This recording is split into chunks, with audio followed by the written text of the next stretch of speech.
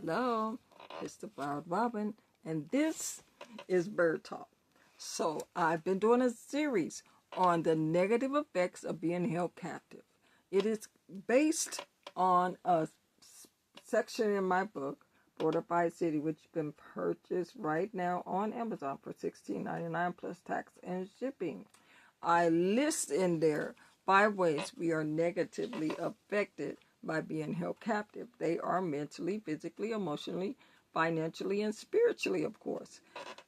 Today, I'm going to talk about how we are emotionally affected by being held captive. In my book, I describe that emotional effect as being like numb, unable to cry. You have this pent-up anger, feeling lost, unfit, hopeless, or unstable.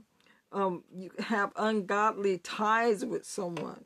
And when we are dealing with these things, we have to set boundaries with people when we're trying to release ourselves from these strongholds.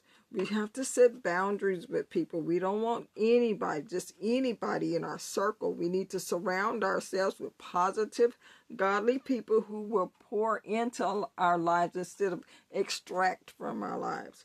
Okay? And then it's always good to have biblical affirmations. If you can either go in the Bible and find biblical affirmations, just Google biblical affirmations. There are also affirmations you can receive on things like YouTube. Sometimes I turn off my light and I'll repeat some of these biblical affirmations. Now be very careful of where you where you find your affirmations. Make sure they are from the Bible, or at least positive. Be clear of universal type things and stuff like that. You want to make sure it has a biblical foundation. There's a scripture reference, Philippians 4:8. It says to think on these things, whatsoever things are true, honest, just, pure, lovely, or of good report. If there be any virtue, and if there be any praise, think on these things. Now I'll paraphrase that. I wanted you to know.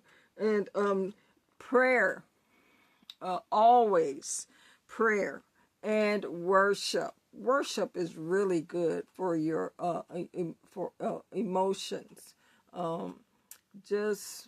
We use our emotions during worship.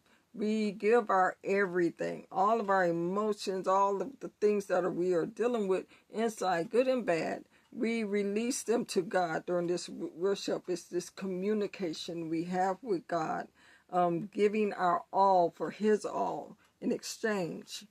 And so these are ways that you can help yourself when you are dealing with the emotional effects of being held captive.